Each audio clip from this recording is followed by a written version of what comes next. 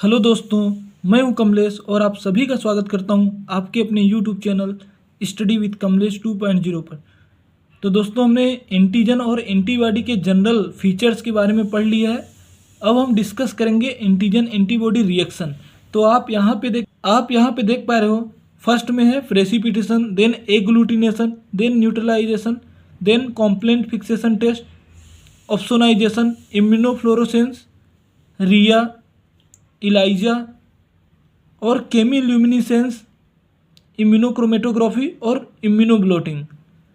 तो सबसे पहले डिस्कस करेंगे हम प्रेसिपिटेशन, उसके बाद एग्लूटिनेशन और उसके बाद कॉम्प्लीमेंट फिक्सेशन टेस्ट और फिर इलाइजा। ये चार चीज़ें आप कर लो बस। इसके अलावा आपसे कुछ नहीं पूछा जाएगा एग्जाम में। हमें पता है जब एंटीजन कंबाइन करता है एंटीबॉडी से तो एंटीजन एंटीबॉडी कॉम्प्लेक्स बनता है। अब दोस्तों, उसके एंटीजन के फिजिकल स्टेट के आधार पर हम डिसाइड करते हैं कि एग्लूटिनेशन होगा या फिर प्रेसिपिटेशन। जैसे कि जब सॉल्युबल एंटीजन हो तो आप समझो प्रेसिपिटेशन, सॉल्युबल मतलब जो घुल जाए यानी लिक्विड फॉर्म में, और जब एंटीजन सॉलिड फॉर्म में तो एंटीजन एंटीबॉडी कॉम्प्लेक्स जो बनेगा ना, तो उस सारी रिएक्शन को बोलेंगे हम एग्लूटिनेशन। तो दोस्तों, जब एंटीजन सॉल्युबल हो तो प्रेसिपिटेशन, एंटीजन पार्टिकुलेट या फिर सॉलिड हो तो उसको बोलते हैं एग्लूटिनेशन। तो दोस्तों, आप यहाँ पे देख पा रहे हो सॉल्युबल एंटीजन है, यानी एंटीजन कैसा है, सॉल्युबल।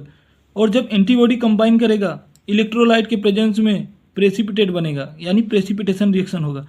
अच्छा, प्रेसिपिटेशन चाहे कोई सा भी रिएक्शन हो, आपको तो इलेक्ट्रोलाइट के प्रेजेंस में लिखना ही लिखना है, ऑप्टिमम टेम्परेचर और पीएच लिखना ही लिखना है, क्योंकि वो सब के लिए होते हैं, वो तो उसका जनरल फीचर ही होता है दोस्तों। और पार्टिकुलेट एंटीजन हो और एंटीबॉडी कंबाइन कर रही है यहाँ पे इलेक्ट्रोलाइट के प्रेजेंस में, ऑप्टिमम पीएच टेम्परेचर, तो एग्लूटिनेशन हो रहा है।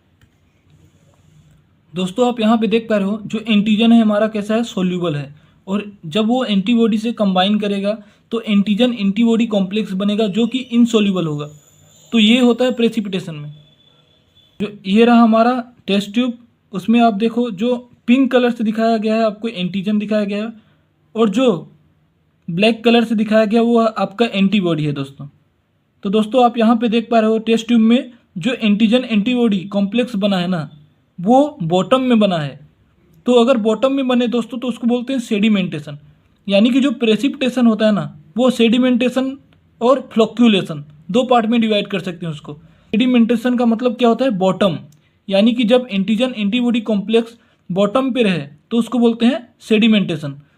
और यदि एंटीजन एंटीबॉडी कॉम्प्लेक्स ऊपर ही तैर जाए, यानी सॉल्यूशन जहाँ पे है उसके ऊपर तैर रही है, देखो बॉटम में नहीं है, तो उसको बोलते हैं फ्लोक्यूलेशन।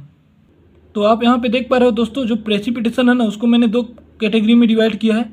एक है सेडिमेंटेशन, का मतलब ये होता है दोस्तों, जो एंटीजन एंटीबॉडी कॉम्प्लेक्स बना है ना, वो सेटल हो जाएगा बॉटम में, यानी उसकी तली में, इसको बोलते हैं सेडिमेंटेशन। और फ्लोक्यूलेशन में क्या होता है, फ्लोक्यूलेशन में जो एंटीजन एंटीबॉडी कॉम्प्लेक्स बना है ना दोस्तों, वो तैरने लगेगा टॉप पे, जो उसका टॉप है ना वहीं पे तैरने लग रहा है। तो दोस्तों, यहाँ पे आप देख रहे हो जो एंटीजन एंटीबॉडी कॉम्प्लेक्सेज है वो फ्लोट कर रहा है, और वो भी टॉप एरिया में ही फ्लोट कर रहा है, बॉटम में नहीं। तो उसको बोलते हैं दोस्तों फ्लोक्यूलेशन। आई होप कि यहाँ तक आपको क्लियर होगा दोस्तों।